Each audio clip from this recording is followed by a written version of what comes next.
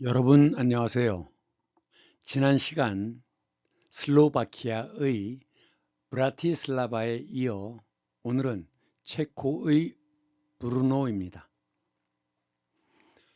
체코 두 번째 도시라고 하는데 그렇게 도시가 큰 것 같진 않습니다만 이 브루노는 교육 도시로 매우 유명하죠. 이 중심가를 돌아보면 구시가를 돌아보면 이 고딕 양식의 건물들을 굉장히 많이 볼 수 있습니다. 그러면서 이렇게 현대화된 트램들이 다니고 있습니다. 가끔은 한 칸짜리 아주 오래된 전차도 다닌다고 합니다. 그 전차는 나무로 만든 전차죠. 1960년대 청량리에서 남대문까지 가던 그 전차와 똑같습니다. 지금 이 건축을 보면 건축에서 가장 중요한 것은 건축 재료입니다. 유럽은 대륙이 융기와 침하를 통해서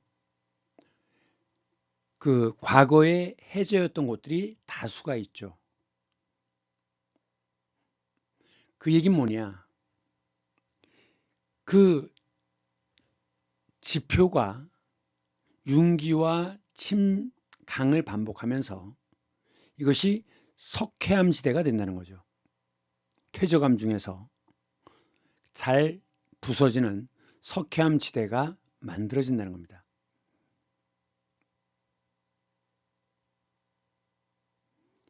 그러면서 유럽은 1년 내내 강수량의 차이가 그렇게 크지는 않다고 해요. 그래서 유럽은 땅이 어쨌든 단단하기 때문에 다시 건물을 지을 때 돌을 사용해도, 즉 석재를 사용해도 별 문제가 없죠. 그거에 비해서 한국은 여름철 집중호우로 지반이 매우 약하기 때문에 건축 재료로 돌을 쓰게 되면 무거운 것이 계속 짓눌리니까 기반에 문제가 생길 수 있다는 겁니다. 그래서 한국에서는 건축 재료로 나무를 사용하는 것이죠. 그러다 보니까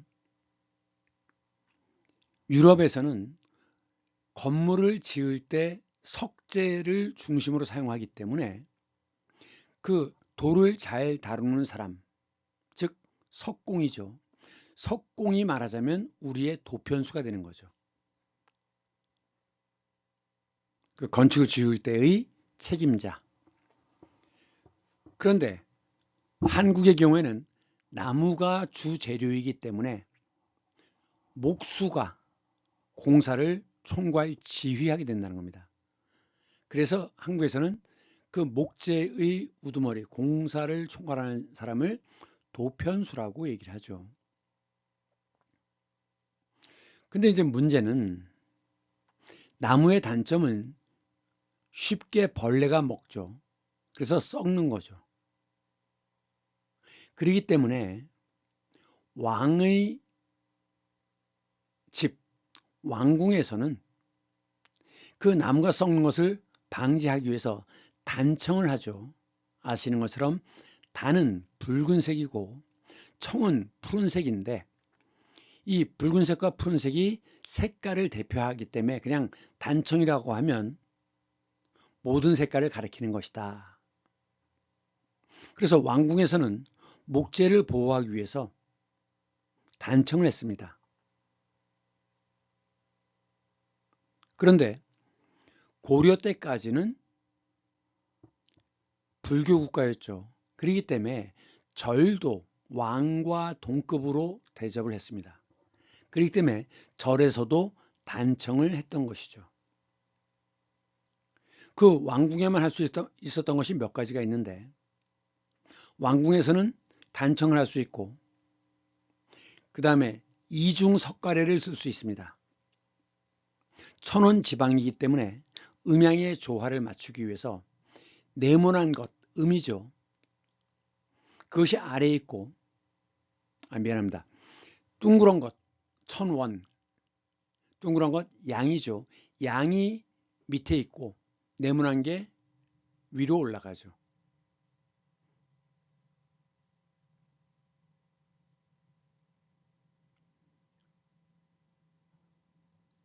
다시 왕궁은 단청을 할 수 있고 이중석가를 쓸 수 있고 또 기와의 끝에 빗물이 흘러내리는 막새를 쓸 수 있죠. 그리고 왕궁에서는 대장석, 길고 큰 돌, 네모난 돌을 쓸 수 있죠. 일반 민가에서는 막돌을 써야 되는 거죠. 그래서 이제 양반이라 하더라도 자기 집에 단청을 하는 것은 불가했던 거죠. 그러면 목재가 썩잖아요, 쉽게. 그래서 자, 이 사진이 뭡니까? 기억나세요? 미스터 선샤인에 나오던 만휴정. 만휴정 가보셨겠죠? 이 나무 기둥들을 불에 그을려요. 그래서 목재를 불에 그을려서 벌레가 먹지 못하도록 해서 오래 목재를 보존하는 방법으로 사용했던 겁니다. 그 다음에 이제 두 번째 문제는 뭐냐? 이 건물에 있어서 중요한 건 이 지붕의 무게를 어떻게 버티느냐 하는 것입니다. 어쨌든 이런 탑을 올려놓으면 그 무게가 아래로 중력이 작용하게 되는데 홑겹 벽만 갖고는 이 무게를 버틸 수가 없죠. 그렇기 때문에 이렇게 무거운 지붕이 있으면 그 옆에다가 부벽을 만듭니다.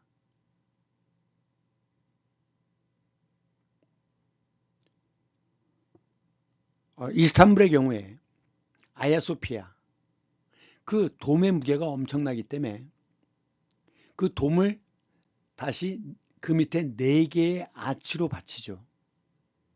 그래서 힘을 분산하고 다시 그 밑에는 또 아치로 받치고 그러면서 지붕의 무게를 분산하는데 안 되니까 아야소피아 한쪽은 완전히 시멘트 덩어리로 한쪽 벽을 지탱하도록 막아놨어요. 그것이 부벽입니다. 부는 잡을 부자를 씁니다. 상부상조라고 할 때. 지금 이것이 바로 부벽이에요. 이 탑의 무게를 분산시키기 위해서 이렇게 건물로 받쳐놓는 거죠. 아니면 이 옆에 건물을 잇따르게 지어서 이때 지어가지고 이 탑의 무게를 분산시키는 것입니다. 그런데 이제 부벽을 만드는데 다양한 모습의 부벽을 만들어서 아름다움을 높이는 것이죠. 그래서 이제 이 석재에서는 부벽을 만들어서 지붕의 무게를 버티는데 한국은 어떻게 하느냐? 목재가 주재료지 않습니까?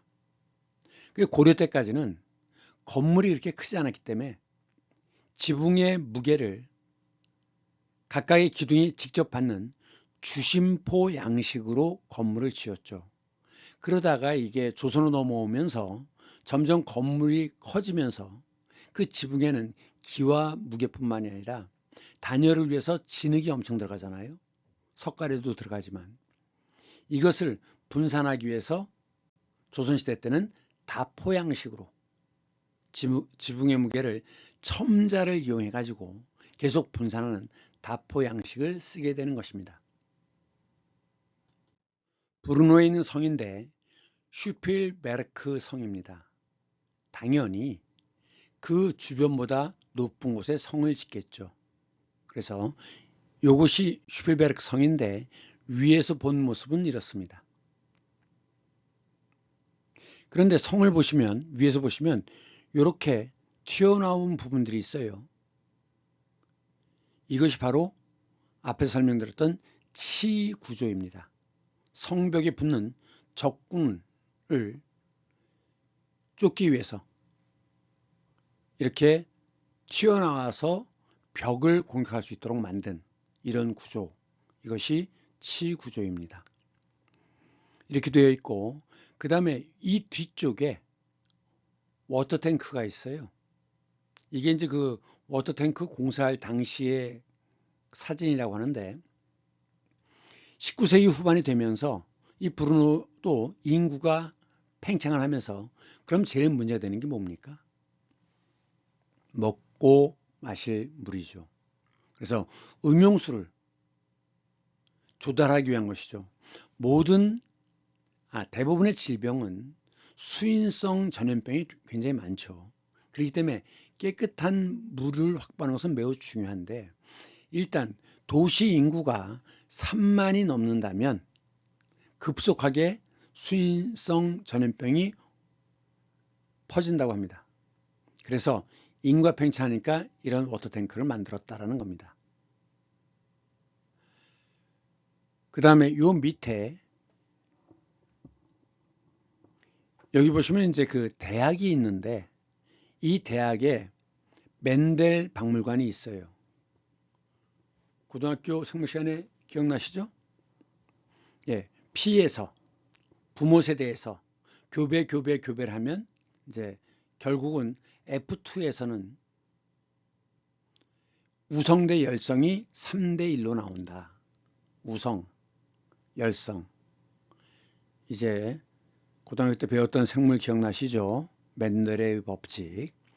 그래서 사실은 이것이 이제 우리나라 농부들이 항상 그 수확이 되면 그 중에 크고 굵은 놈을 골라서 다시 씨를 뿌리고 또 다시 걷어들여서 또 크고 굵은 놈을, 이래서 전통사회에서 품종을 개량해 오던 방식이라고 합니다.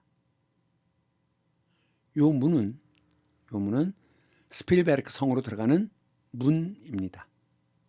자, 지붕의 무게를 받기 위해서 아치로 되어 있죠. 아치. 우리가 이 브루노 시내는 작습니다. 근데 이제 우리가 어디부터 갈지는 몰라요. 다른 도시도 마찬가지인데, 모든 도시는 관광버스가 주차할 수 있는 또는 하차하고 승차할 수 있는 장소가 정해져 있습니다. 그렇기 때문에 우리 드라이버 미스터 알렌이 어디에다 내려주느냐, 내리는 곳을 중심으로 뭐 반시계 방향으로 돌던 시계 방향으로 돌던 이렇게 돼서 다시 약속됐던 장소에 가서 버스를 타고 이동하게 되는 겁니다. 그래서 어디를 먼저 갈지 이것은 알 수가 없어요. 하지만 내린 장소를 기준으로 원형으로 돈다는 겁니다.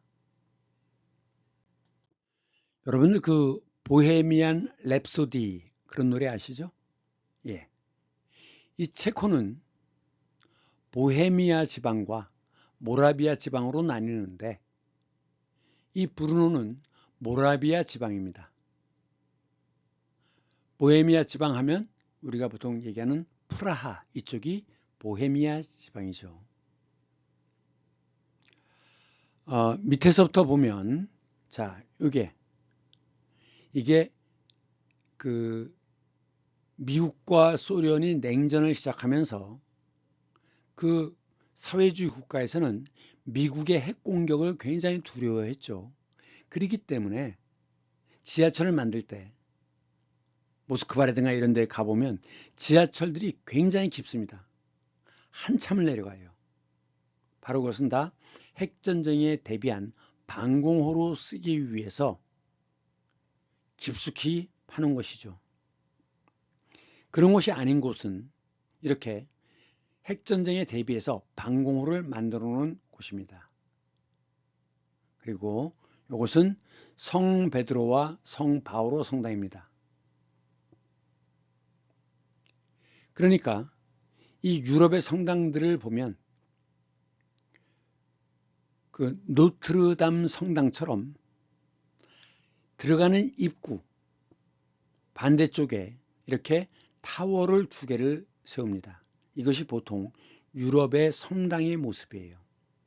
그런데 역시 뾰족한 탑, 첨탑이죠. 첨탑. 첨탑이라고 할 때 첨자는 밑에는 큰 대자를 쓰고 위에는 작을 소자를 씁니다. 그러니까 밑에는 크지만 위는 작아요. 그래서 뾰족할 첨자이죠. 첨탑, 고딕양식이라는 거 아닙니까? 그리고 그 위에 이제 모라비안 뮤지엄, 모라비아 박물관이 있고, 그 다음에 파나스 파운틴은 분수대죠. 이것은 여기가 광장인데 재래시장이 열린다고 합니다. 여기는 이제 양배추를 많이 팔았나 보죠. 그래서 이 광장 이름이 양배추 시장 광장이에요. 근데 이건 파라나스는 뭐냐? 자, 여기 보시면 이렇게 탑이 있죠. 그러면서 분수가 나오는 분수대입니다. 그리고 다시 이제 위로 올라오면 그 올드타운홀 구시청이 있죠. 이 구자가 붙는 것들은 지금은 보통은 박물관으로 쓰죠. 시박물관. 그리고 요 위에 다시 올라가면 브루노 천문시계가 있습니다. 이 천문시계는 사실은 천문시계라고 보기가 좀 어려운데 하여간 꼭 저 대포알처럼 생겼어요. 대포알처럼. 이것은 이제 17세기 당시에 스웨덴 군대가 4개월 동안 이 브루노를 포위했다고 합니다. 그다음 이제 오랫동안 포위했는데 승산이 없으니까 너무 지치니까 이제 철수하기로 했는데 원래 12시에 퇴각을 하기로 했대요. 근데 이제 그것이 바깥으로 비밀이 새나간 거죠. 그걸 알게 된 한 용감한 시민이 12시 퇴각이라는데 11시에 올라가서 교회 종으로 올라가서 종을 울렸다는 거죠. 그러니까 이제 이 스웨덴 군대가 12시구나 하고 퇴각했다는 겁니다. 그래서 이 브루노에서는 그 다음부터는 11시에 정오타종을 한다는 겁니다. 그래서 그것을 기념하기 위한 천문시계라고 하는데 시계라고 하기가 참 그래요. 그건 뒤에 좀 설명이 되어 있습니다. 어쨌든 결국 이제 스웨덴 군대를 물리친 퇴각한 그래서 이 일대를 자유의 광장이라고 부른다고 그래요.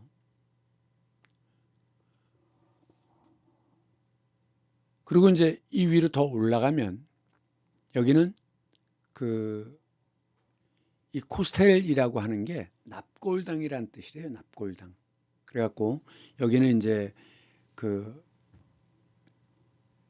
중세시대 때 그 흑사병 희생자부터 시작해갖고 계속 그 죽은 자들의 납골당으로 썼다는 거죠. 이것은 납골당이라는 뜻이다. 야쿠바 이렇게 되는데 이것은 체코어가 그래서 그런 것이고 영어로 하면 야곱이 되는 거죠. 야곱. 요건 뒤에 좀 더 자세히 나옵니다. 죄송합니다. 요게 납골당이고 요건 성당입니다. 그리고 이쪽에 왼쪽으로 가면 이런 교회가 있어요. 이 교회를 레드 교회라고 하는데 레드 교회. 근데 이거는 레드 교회는 벽돌 때문에 붙여진 이름인 것 같아요. 그래서 레드 교회라고 하는데 특이한 게 요 앞에 핑크 탱크가 있어요. 핑크 탱크. 이것은 이제 2차 대전 당시에 프라하를 해방시킨 누구로부터? 나치로부터. 소련 전차병을 기념하기 위해서 프라하 중심부에 세워졌던 기념물이랍니다. 그러다가 이제 1968년 프라하의 봄에 이때 이 핑크탱크가 해방의 상징이 아니라 억압과 점령의 상징으로 변했는데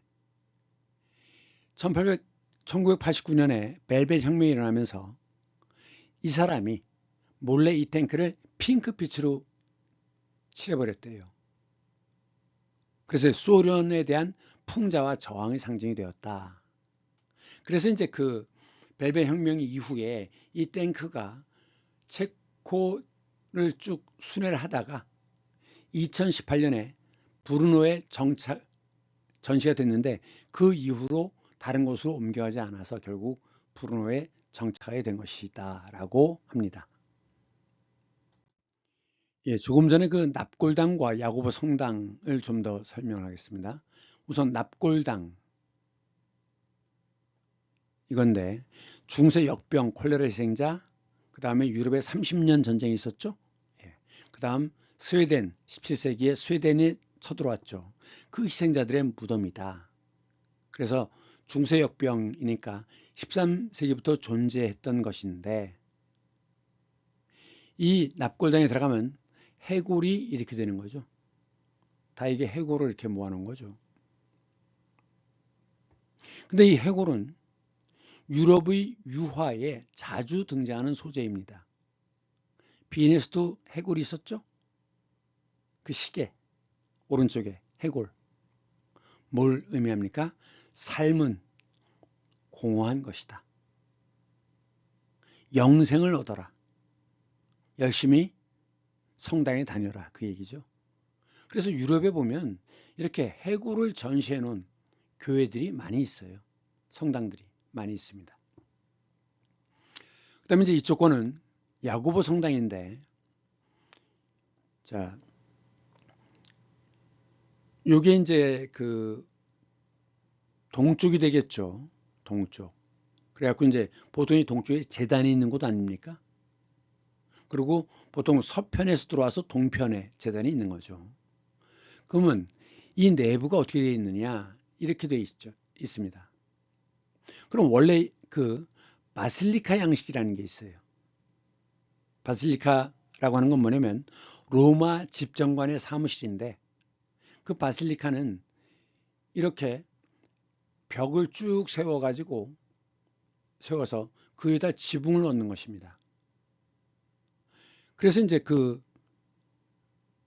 기독교가 로마의 국교가 되면서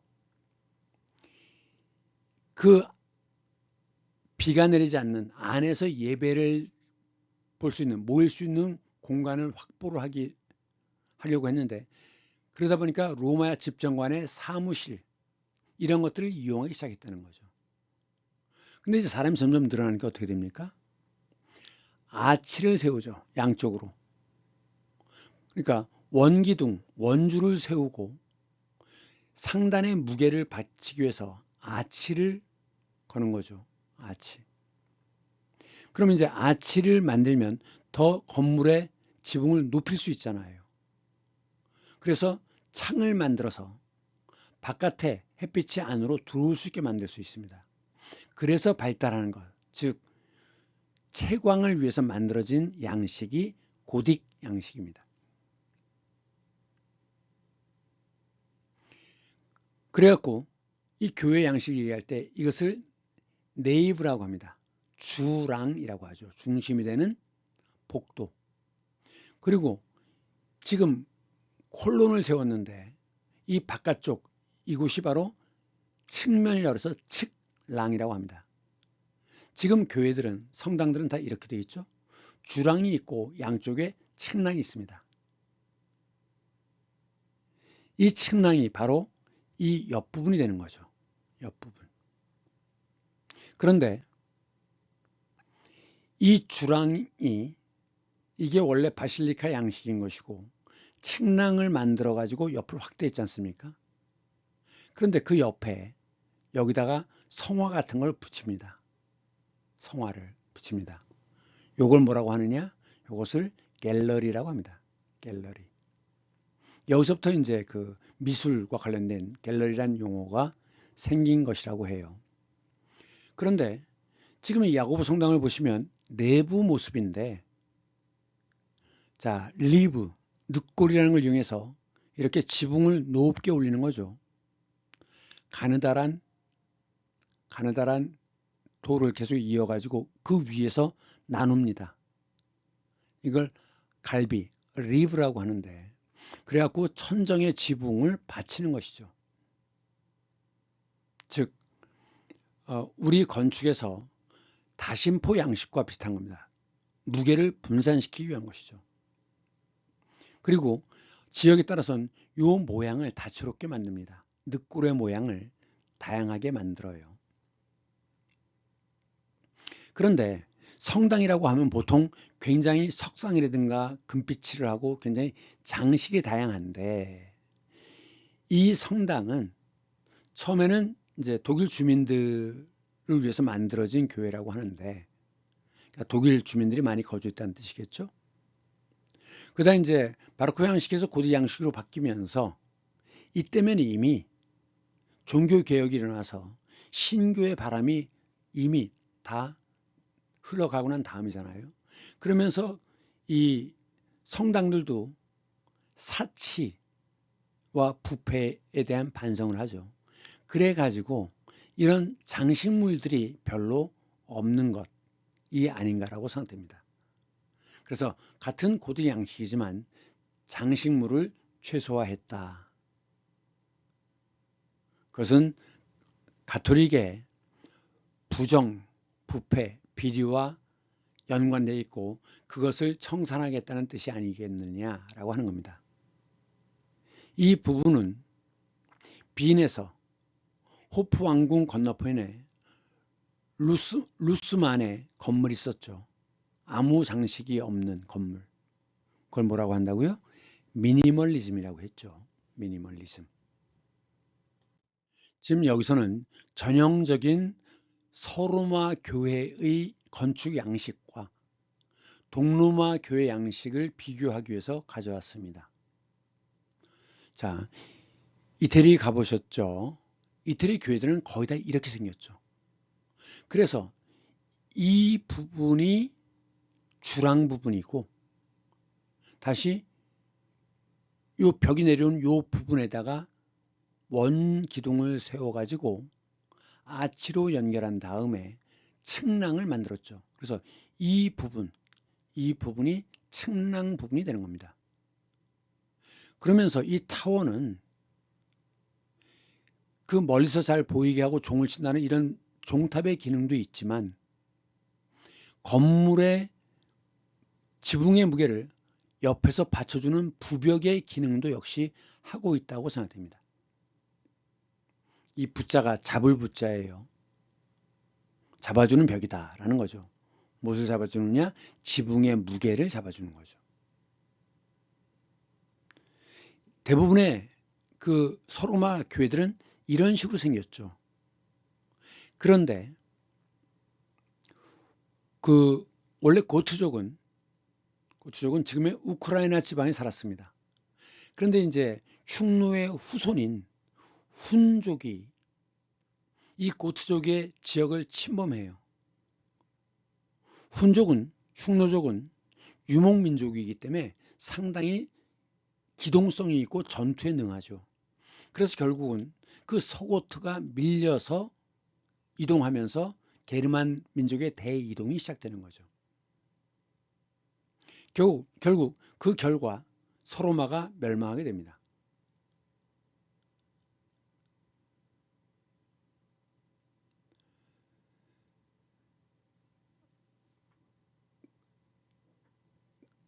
이것이 이제 그 서로마 교회의 모습인데, 자, 먼저 이 갈라플라치티아 영묘부터 보겠습니다. 이 앞가리개는 무슨 얘기냐면, 이런 모습이 그냥 드러나면 보기가 흉하잖아요. 그래서 앞에만 이렇게 해가지고 이 뒤가 안 보이게 장식용입니다. 유럽에는 이런 건물들이 굉장히 많은데 서로마 성당들이 거의 다 이런 식의 구조입니다. 이것은 이제 그 갈라플라치티아 영묘인데, 겉으로 보면 굉장히 작고 아담해요. 그리고 벽돌로 이렇게 되어 있으니까 별거 아닌 것처럼 보이는데 내부로 들어가면 상당합니다. 이 갈라플라치디아는 누구냐면 소로마가 멸망하기 직전에 소로마 황제는 고트족의 요구를 들어주게 됩니다. 그래서 이 지역, 라벤나 지역을 장악했던 게 서고트족이거든요.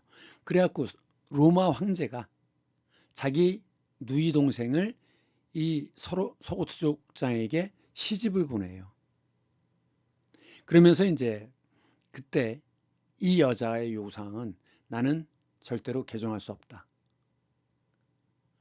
그 고트족의 족장도 흔쾌히 받아들였다고 합니다. 그래서 이 로마식의 종교와 예술을 그대로 유지했는데 이 안에 들어가 보면은 자, 로마 예술의 중심은 뭐죠? 그럼 그리스 예술의 중심은 뭐죠? 동상이죠. 석상. 인간의 신체 구조를 가장 잘 이해하고 있기 때문에 그리스인들은 근육의 위치, 역할 이런 것들을 잘 알고 있었기 때문에 그리스인들은 동상을 지지대가 없는 동상을 만들었어요. 그런데 로마로 넘어오면서는 인체에 대한 이해도가 많이 떨어지기 때문에 로마의 조각을 보면 옆에 뭔가 이렇게 지지대가 있습니다. 아닌 척하면서 지지대가 있어요. 그래서 지지대가 없는 것은 그리스 동상이고 석상이고 지지대가 있는 것은 로마 석상이다. 이렇게 구분하면 됩니다. 그런데 이 로마의 예술의 중심은 뭐냐? 모자이크입니다. 모자이크는 색깔 있는 돌을 네모로 잘라가지고 하나하나를 다 이렇게 색깔별로 해가지고 만들어내는 거죠. 이 부분이 뭐냐? 이게 라베나 상 아폴리나레 누오보 성당인데 누오보는 새로운이란 뜻이죠. 새로 만들어진. 그래서 성당은 그 다음부터 바실리카라고 부른다. 그 내부입니다. 이 옆을 자 이게 지금 주랑이죠. 양옆이 측랑이죠. 이게 이제 그 제단 아닙니까? 위에 뚜껑을 덮었어요. 우리 천정처럼. 그러면서 원기둥을 세워서 아치로 해갖고 위로 더 지붕을 높였죠. 그래갖고 여기서부터 보면 왼쪽부터 보면 여기 동방박사 세 사람이 나오고 이제 소위 기독교의 성인들이 쭉 나옵니다. 그리고 그 위에 창을 만들고 다시 이런 그림들이 들어가요. 성인들이 들어가는데 자, 이런 그림을 뭐라고 한다 그랬죠? 여기를 뭐라고 불러요? 여기를 갤러리라고 부른다. 요게 갤러리입니다. 요게. 그 밑에 아치 보이시죠? 그런데 이것은 지금 요 모양과 일치하죠. 그래서 이 성당은 소로마의 성당입니다. 그런데 그 옆에 이 옆에 산 비탈레 교회가 있어요. 이렇게 생긴 거죠. 요건 동로마 소피아 성당처럼 돔 구조입니다. 그 이스탄불 토카프 궁전 들어가다 보면 왼쪽 바로 똑같이 생긴 모양의 성당을 볼 수 있어요. 그런데 여기서도 지금 지붕이 문제가 되죠. 지붕의 무게. 그래서 어떻게 합니까? 이렇게 아치형으로 아치 두 개를 팠죠. 여기 아치죠. 그래 가지고 이렇게 아치 모양으로 버팀을 만들어요. 버팀을. 이걸 뭐라고 하느냐? 플라잉 버트레스라고 합니다. 플라잉 버트레스. 이것은 부벽처럼 두꺼운 시멘트 덩어리를 붙이면 흉하잖아요.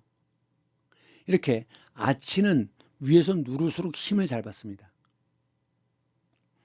아치로 요건 지금 건물을 붙여갖고 부벽에 역할을 하는 것인데 아치로 이것을 지붕의 무게를 받쳐주는데 이런 것을 플라잉 버트레스라고 하고 이것이 이제 밀라노 대성당 같은 데 보면 그 2단 지붕 쪽에 플라잉 버트레스가 아주 가늘지만 여긴 지금 좀 두껍죠. 가늘지만 정교하게 만들어져 있습니다. 자, 돔 구조인데 그러면 이 돔 구조는 어떻게 만들어지는 거냐? 이것은 이 건물의 가로와 세로의 길이가 같습니다. 가로와 세로의 길이가 같아야 둥그런 원을 위에다 얹을 수 있잖아요. 이것을 그리크 크로스라고 합니다. 그리스 십자가. 이렇게 돔 구조가 되어 있는 거예요. 그래서 지금 아치가 하나, 둘, 셋, 네 개가 있고, 그리고 다시, 자, 여기 보이시죠? 여기 하나입니다. 저쪽에 두 개, 세 개, 다시 이쪽에 네 개가 있는 거예요. 그런데 여기는 지금 돔 무게를 분산하기 위해서 하나로 받는 게 아니라 세 개의 아치로 나눠 받았습니다. 아치가 많으면 많을수록 힘이 분산이 되겠죠. 여기 보시면 지금 이제 예수가 있고, 그 다음에 이 색깔을 보세요. 다 돌에 서로 다른 색깔의 돌을 네모로 쪼아서 일일이 다 붙인 겁니다. 그래서 로마 예술의 중심은 모자이크다, 이렇게 얘기하는 겁니다. 자, 동로마는 가로 세로의 길이가 같기 때문에 돔을 얹을 수 있는 것이다. 그래서 그리스 십자가라고 하고, 지금 이것은 서로마는 가로 세로 길이가 다르답니다. 이것은 로만 크로스라고 합니다. 로마식 십자가다. 그러니까 로만 크로스는 바실리카 양식이 되는 것이고, 이렇게 그리크 크로스는 돔 구조가 된다. 이 두 개를 구분하셔야 됩니다. 이 라베나라고 하는 것은 원래는 고트족이 점령했다가 나중에 동로마 제국이 이제 소위 힘이 커진 때가 유스티아누스 대제거든요. 소피아 성당을 만든 사람. 그때 군대를 몰고 와서 고트 제국이 찾아오는 라벤나 지역까지 진출해 가지고 이 라벤나를 일시적으로 동로마 제국의 수도로 삼으면서 방어선을 구축했던 겁니다. 물론 나중에 다시 고트족에게 빼앗기지만. 그래서 기회가 있으면 라벤나는 아직 안 가보신 분들은 라벤나를 꼭 가보시기를 권장합니다. 예, 브루노에서 확인하셔야 될 건물들이죠. 아까 모라비아 그 워터탱크 설명드릴 때 요건 영국 기술이었는데 그 블럭 두 개마다 하나의 그 두 개의 탱크를 집어넣는 콘크리트로 탱크를 집어넣는 그런 기술이었다고 합니다. 지금은 당연히 볼 수가 없겠죠. 지하에 있으니까. 이거 여기는 돈을 내면 들어가 볼 수 있는데 굳이 뭐 들어가 볼 필요는 느끼지 않습니다. 요거는 이제 모양이 예뻐서 관광센터 문이 이렇게 있을 때 그 위에 꾸미게 이런 것을 상방이라고 합니다. 모양이 독특해서 가져왔습니다. 자, 오늘은 여기까지 하겠습니다. 다음 시간에 다시 만나요. 모두 안녕. 다음 시간에는 프라하 들어가기 직전에 그 남쪽에 있는 비셰흐라드, 이게 체코 가장 초기의 도읍이었습니다. 그 비셰흐라드를 하겠습니다.